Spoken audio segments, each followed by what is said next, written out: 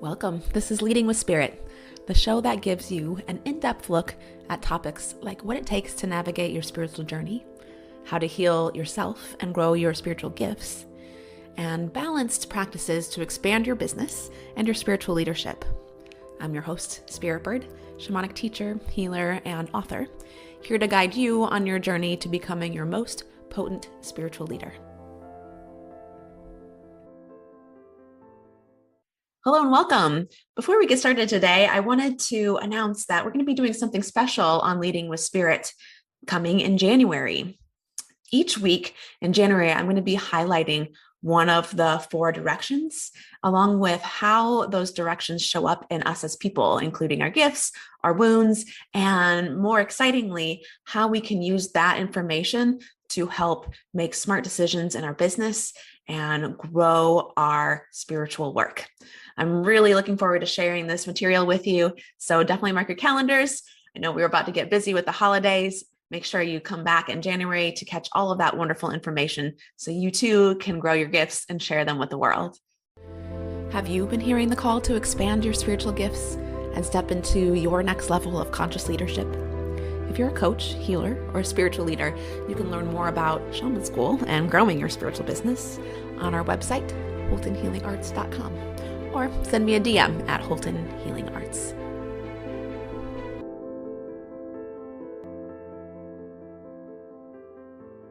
Hello and welcome. Really excited to have Christine Bove here with us today. Christine is a Feng Shui expert and a style expert. She uses style and fashion to help you with your spiritual transformation. And I'm so fascinated and so intrigued by the work that she does and such a bubbly, wonderful personality. So I'm really excited to have you with us here today, Christine. Welcome. Thank you. I'm so excited to be here. Yeah, so let's just dive right in. I would love to hear how you found your way to the Feng Shui work in the first place. Was that something that you studied early on, or did that pop up later in your life? So I was working in a software company, and I actually had started out as a speech teacher when I graduated college. And after a year working, I realized that wasn't for me. So I wanted to work in the city, and I wasn't sure what I wanted. I just knew I wanted to work in the city, and I landed a job in a software company. And while I was there, it wasn't exactly my ideal job.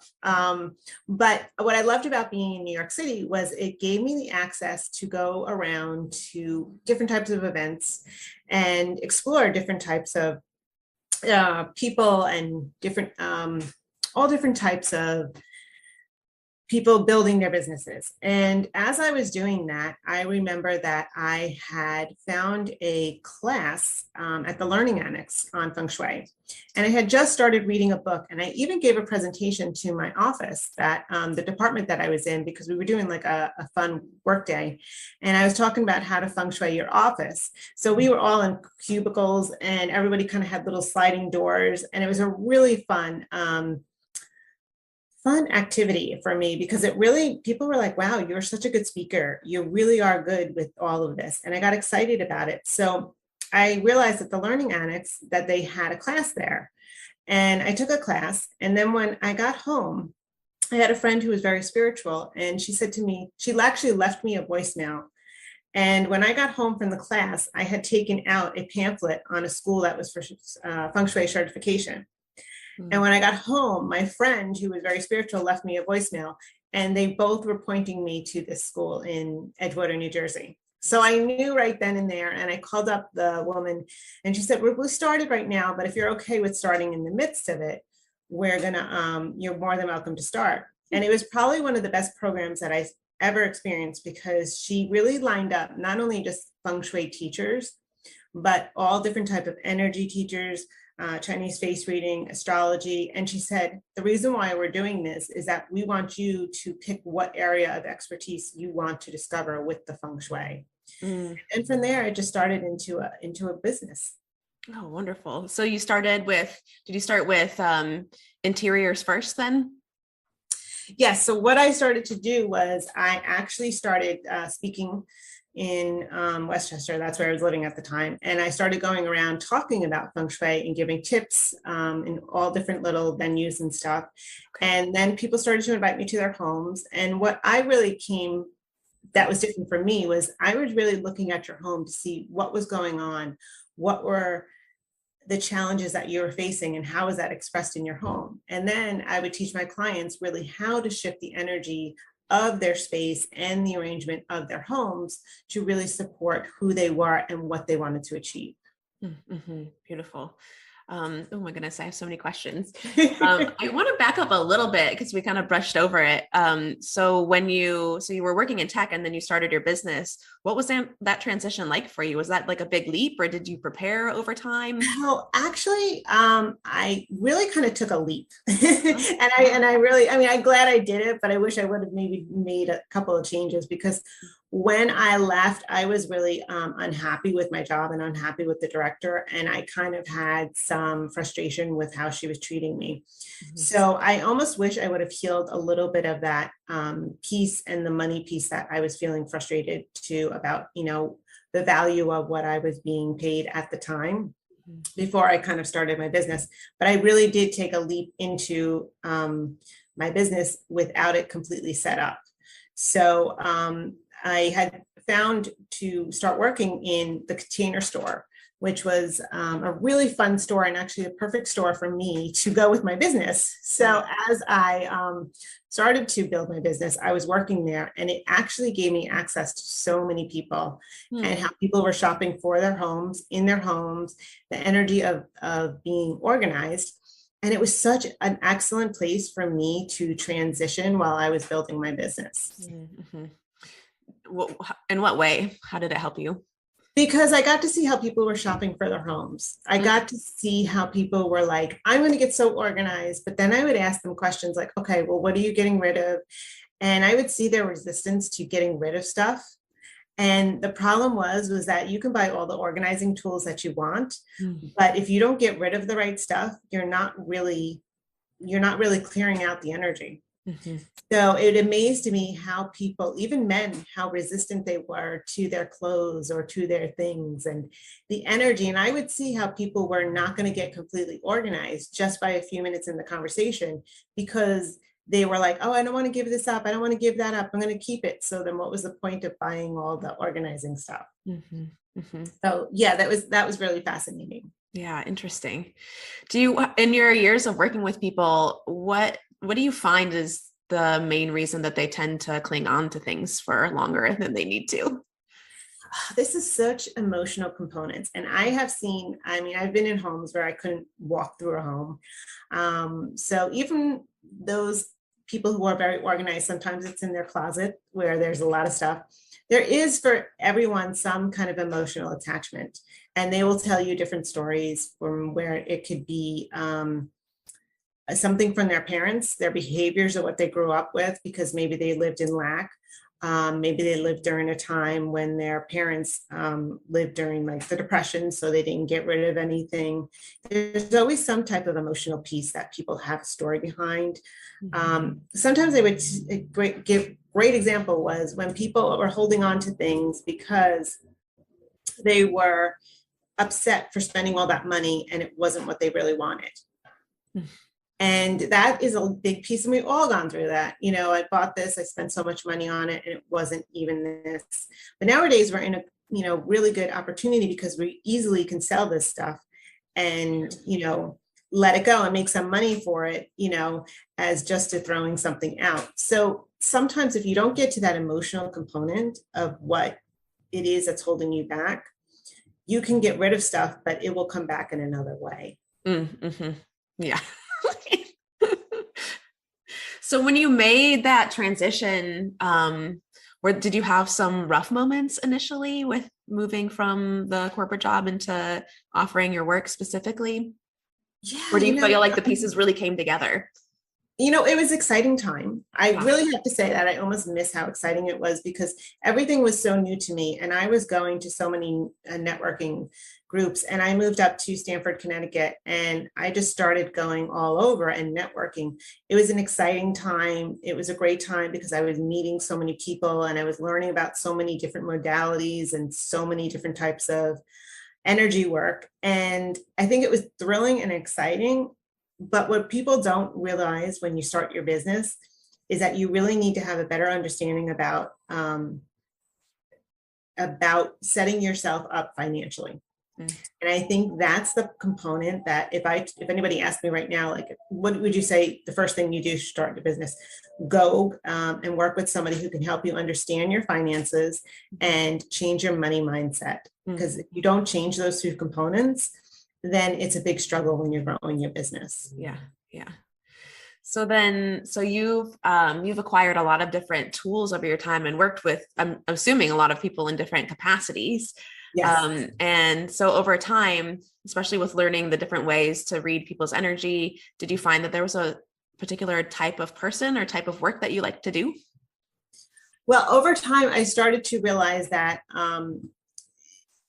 for a while, I was doing a lot of energy work and I was clearing a lot of homes. And I enjoyed that because there was so much to reconnect with people and understand how the energy you move into, you want to start fresh and you want to let go of things. So clearing energy in spaces just started to becoming really more natural to me because I didn't realize how intuitive I was. And I didn't realize growing up all the ways that I felt things. And a lot of times I could drive and I could be in Westchester or I could be in Connecticut, but I don't have to see the signs to know when I've immediately crossed the border to New York and Connecticut. I can feel the intuitive energy. So that component was really what I loved to do. And I really loved working with women who were really eager to understand how the energy shifts in their bodies and in their homes. So it really started to become a more natural and quick thing that I started to discover very easily for my clients. Mm-hmm. I really appreciate some of the things you've shared about your pathway through this, because I find a lot of people feel like a holdup that they have is they feel like they need to be like 100% clear on exactly like what they do and their niche and how it looks and how it works before they're allowed to really offer anything. And I really love that you went out there and started talking to people and saying, this is what I do, and let some of the clarity come over time through your experiences, through offering, through your work. At least that's what it sounds like to me. Well, they don't tell you this. And I will tell you that even with your career, whether you're in any corporate world or anything, your career, your business is going to evolve and you have to be willing to grow. And that's the problem that most people don't talk about. They make it sound like they came out and they were just booming in success. And more people are talking about how they had their challenges, whether they've lost money or, made a bad investment or they changed directions. And not many people really help you to understand that it's okay to start exploring in the beginning. And then you might get niched and then you might just turn in another direction. And some people put the energy some people put out there is that that's the wrong thing to do. When you have to be flexible, because if you don't, you're never going to figure this out if you don't try. And it wasn't until I was going out into different venues, speaking to different groups. The astrology piece, I started out in the beginning when I was doing my consultations, but for me, it just gave me what it needed and I didn't use it anymore because I had my own experiences where I just felt that for my clients, it created some resistance because they'd get too caught up in the negative part of it and not the positive part of it. Oh, interesting. So I started to eliminate that because I find clients, I would have a Chinese New Year party every year. And if their, animal sign wasn't so positive, they'd be like, oh, I'm going to have the worst year ever. And I'm like, no, that's not it. This is how we can work from it. But that would people are easily grown to the negative stuff. Yeah. So I started just to take it out because I felt like they just restricted it from themselves. So it's a process where the tools, and my teachers would say, the tools will take you so far, but then it's your turn to evolve to the next level. Mm-hmm. Mm-hmm. Yeah, definitely. I've experienced that a little bit myself with I think that's part of there's a lot of talk with the, having the feminine and the masculine in business. And I find a lot of times the feminine is definitely spoken about as far as, your creativity and your flow and your inspiration. But I think a lot of times the feminine is also like, hey, stop. We want you to go here now. Yeah. Yeah. You kind of just be like, okay, not, I mean, with being in agreement and, feeling in alignment with that. So yeah, and it comes with time. It's not just like instant light bulb and the road is clear, right? It does. And people don't, as I said, you have to just be comfortable with growing and saying that something doesn't feel right in me. And that's when I started to feel it too, after years and years. There was something that I couldn't express and articulate. And I really had a hard time finding someone to help me break through to that, until I just finally realized that I just wanted something more. I wanted to work with women in a different way and help them on a higher level. And that's when I started to I found fashion feng shui through a lady who was, offering this as a certification. And I started to do that. And I thought it was really great. And it was a wonderful tool. But then I outgrew that and started to see my own level of expertise based on all these successes that I was having with clients, but also the ones that I looked at clients and I'd always say, how wide was their door when they invited me in? Because even though I, enter the house, the energy of just that door being open, like, please come in and really help me, or come in just a little bit, but don't change too much. I'm just curious of what you have to show me. Is, I think, any kind of modality of energy, we all experience that, is how much are you going to change me, and how people get so afraid of that transformation and what's going to happen for them. Wow. Interesting. So talking about niching down. So now you work with, I'm assuming primarily women, but with, you said, the fashion feng shui. Can you tell us a little bit more about what you're up to now? Yeah. So now it's all about understanding the energy of your wardrobe, understanding how your wardrobe reflects what's going on in your life. So I really have taken it to a different level of, for women who are looking to elevate themselves. So going back to what I was saying, when I first started feng shui and transitioned from the corporate world to the starting my own business, I really wish that I had transformed my look, because I was going into whole new worlds. And just to backtrack on that, prior to when I was working in a software company, I think it was about a year or two prior to that, I had met a style image consultant.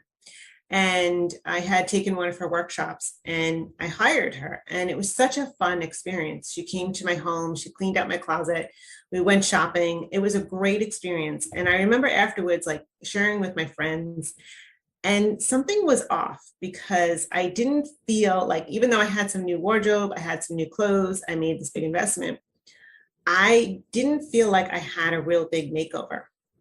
And it wasn't until years later that I realized, when I hired her, at that time, I didn't know what I wanted to do. I didn't find feng shui. I didn't know what I wanted to do. I wanted a deeper experience from that a consultation with her. What I wanted from her was for that consultation to make me over and give me clarity in my direction of my career or business or what I wanted to do. So this is years later, and I'm going, that's what I wanted. That's what I wanted. And that's why I started to do the style image consulting, because I realized that I could combine my experience from the feng shui of the energy of the home into the wardrobe. And so I based it on that experience, was helping women who were at a point who want to reinvent themselves through their style. So when you're coming to that level of leadership, or maybe you're writing a book, or you're taking your business in a new direction and you want to be a leading expert, you want to redefine your look. You want to redefine it because you're a new energy. And when you go out on stages, maybe you're going to 1,500 people, or maybe you're just going to 20 people. There's a different energy to every room. There's a different energy to how you want to feel and how to bring that across. So every piece of clothing that you put on for everyone feels different. Some people, it's going to put on a pair of heels. Some people are going to put on a certain color. Some people might have a particular bracelet. that feels like I have a bracelet that almost looks like a Wonder Woman bracelet. Mm. And, sometimes when I put that on, and I noticed when I was doing my speaking, it just gave me a different energy, like energy of Wonder Woman. She used to just transform into her uniform. And that's what you want to think about when you are taking yourself to a new level and you want to be seen and recognized, and you're going to be out there. What is the look? What is the energy that you want people to feel when they see you on stage, or they see you on an interview, or they see you on a book cover? What is that energy? Mm-hmm. And how do you get to that energy? You've got to ask questions and think about the mindset, and think about how our thoughts are holding us back from sometimes the way we dress. So a lot of times I was doing closet editing, and I had a wonderful young girl who was working in the financial district in New York City. And she was young, but she was making very good money.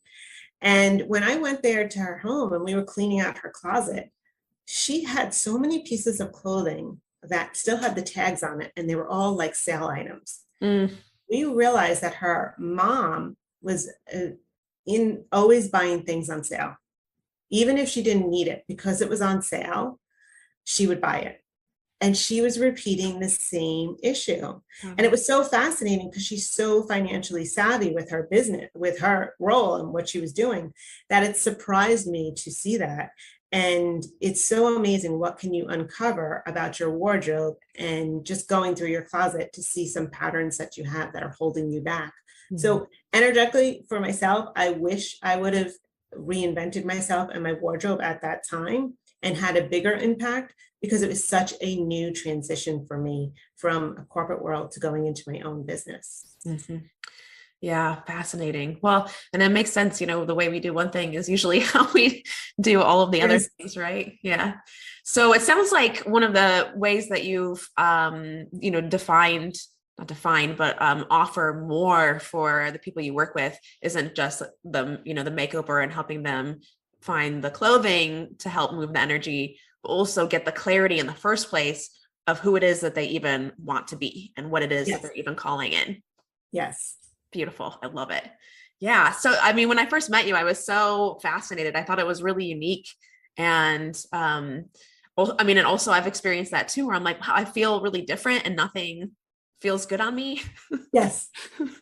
And I'm not really sure what it is that would feel good on me, So, I can definitely see the value in having somebody walk you through the mindset, understand for my own clarity what it is that I am moving into. Because there is that spot I've experienced where you start to make a shift, and I'm pretty good at letting things go, but not as good as bringing in the new, because I don't know what it is. Well, that's true. And that's the whole piece too of making room. So, the biggest thing I get for people with the clothing is, I'm going to keep my skinny clothes because I'm going to lose weight. And I always say, but that's going backwards. You want to go forward, because even though your body might have gained weight, you want to recreate the body that's going to lead you to feeling good, and happier and healthier, not to getting the weight back. Mm. So when you lose that weight, why not buy a new wardrobe to honor who you are now and not go backwards to who you were? And that is probably the number one resistance I get from people. And sometimes people get it. And I'm telling you, sometimes people are just like, they're not budging on that. And I'm like, okay, that's the way you're going to be. But they'll still come back about a year later and still be complaining about not losing that weight. Yeah. Yeah. That makes sense too. I'm just kind of putting myself in those shoes. A few things are coming up for me here. One, I had a realization not that long ago where I've always been kind of like petite, but I still have curves. And there's so funny, like in my head, I've been like the size that I was when I was younger. Yeah. But I've definitely put on weight since then. And I've been still wearing the same clothes as myself then, and realizing that I don't feel good in them, because in my mind, my body is different than it was. And I had this big opening where it was like, holy shit, actually I've been imagining myself to be this way, and I'm not. And it was really exciting for me to like step into that and land into like, this is what it is, and let me enjoy that and embrace that. And for me, I can see the excitement. I'm not saying that I wouldn't like to lose a little bit of weight. And also for me, I find like it would be way more motivating to have like buy myself something new that will be what I'm moving into versus like, yeah, doing that step back into the old way of being. It's not very exciting to go backwards. And just opening up your closet and then seeing those clothes can sometimes feel disappointment if it's still your skinny clothes, because you're like, oh well, I still didn't lose the weight. Yeah. And you don't want to have that. You want to have that space of going, you know what, I'm doing really good, my body's feeling better. And you might buy transitional clothes where you have clothes that have you can buy pants now that tend to be more stretchy. Mm-hmm. So, you know, if you're not, you know, if you're feeling fuller in your stomach and your hips, and that's where you really need to lose the weight, you know, buy a stretchy pair of pants that you can, you know, transition with, so that as you're losing the weight, you don't have to be worried about buying a new pair of pants. You could still hold on to it for enough time until you get to a next level. Mm-hmm. And buy some transitional clothes, maybe at a lower price point than when you want to spend on a higher price point, mm-hmm. so that you can feel comfortable as you're transitioning your body and you're getting stronger. And it will feel more exciting than opening up the closet just to see those skinny pants that you're like, still not going to get into them. Yeah. Still not going to get into them. And then that energy of your closet just becomes like, what's the best word I can use for it? Conflicting. Mm-hmm. Because you're opening it up like, okay, I'm trying to move forward. Okay, I still see the clothes that I can't get into. And you're very indecisive. And most of the time, people don't even wear everything that's in their closet. So the closet has a lot. In Feng Shui, I would always talk about it. It was your subconscious mind. Mm-hmm. And it has a lot of energy, probably your wardrobe closet more than any closets in the house, because that's the most significant closet you're using every day, and how you feel about yourself. Mm-hmm. Yeah. Interesting. So if somebody was wanting to make that transition into their life, what would you recommend? Where would you recommend they start? So what I recommend is finding a style icon, finding someone who you think really dresses the way that you want to dress. And over the years, I mean, the most probably talked about woman ever is Audrey Hepburn. And you could see that image of her, that energy that she had. And think about what she was doing too. Every time she took on a new role, she transformed herself into that, you know, particular role by what she was wearing. So when you see somebody that you like and you admire her, maybe the work that she does, notice how she dresses, notice how she presents herself, and have a couple of them. And, you know, if you have Instagram or Pinterest, you can make little boards, and you can start to make a fall wardrobe or my, you know, spring wardrobe, and you can take pictures of them and start saving them and notice the patterns, notice what it is that you see in them. So, you know, some people might be more boho and chic, some people might be more professional and make a statement. There's all these components, but you want to have a vision. And then what you do is you start to tweak what they have to fit your style, mm-hmm. and what's going to feel for you. So really, when you have that kind of what they would say like a vision board or style board, you start to get an image of yourself. Oh, I love that she wears her shoes like this. I love that she wears her makeup like this. I love that she does this. Now, how do I incorporate that myself in my own signature energy? So it's not about copying somebody else. It's about taking the components that you like and starting to create what feels good for you. Mm-hmm. Great. Wonderful. So I'll definitely be sure to post all of your links. I know you have a wonderful YouTube channel and a couple different offerings. If people want to get started with you, what's the best way for them to reach out to you? They can just reach out to my website, www.christinebove.com. And then they can opt in. I have a couple of different opt-ins for a closet edit that would help video. That's going to help you do the first thing that's the most important. And that is getting rid of the things that no longer serve you and who you want to be. So you can opt in and get that video. And then you can take it from there and watch all my videos on YouTube. Wonderful. That's great. Thank you so much for joining me today. Again, I'm just delighted that I had the opportunity to meet you and really excited for the work that you're sharing with the world. Thank you so much. I enjoyed being here. Bye-bye. Welcome to today's Member Query episode, where we explore questions about spiritual paths, intuitive gifts, growing a spiritual business, and shamanism. Do you have a question for us? Send us a DM at Holton Healing Arts. This question is from one of our Instagram followers, and the question is, how do I build my audience organically? And especially, I'm assuming that means because you have an offer that you would like to share versus just because you want to be popular. And so this one actually is really, really simple.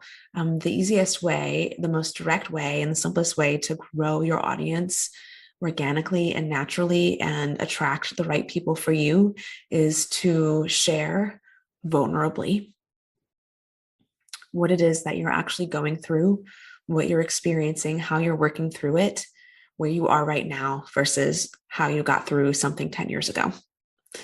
And the second part of that is to be consistent, to have a consistent practice of sharing your offer, your work, and your vulnerability on social media, if that's the platform that you're using. And so for what happens for a lot of us is we post a few times and don't necessarily get traction, and then we stop. And actually, that's the worst thing we can do. We want to be able to actually be really consistent, and it's going to feel awkward. If you're just starting, it's going to feel awkward the first few times, and you're going to be like, what the heck did I just say? And it gets better, and you get better at it, and you get better at feeling the flow of what you want to talk about and what people want to hear that will help them. So if you want to grow your business essentially organically through social media, practice sharing vulnerably and consistently. I hope you enjoyed this episode of Leading with Spirit. If you did, please share the link for this episode with your biggest takeaway, tagging me at Holton Healing Arts. It would also support me if you subscribed and left a rating and review of the show so we can support more people living their highest purpose. Until next time, journey on.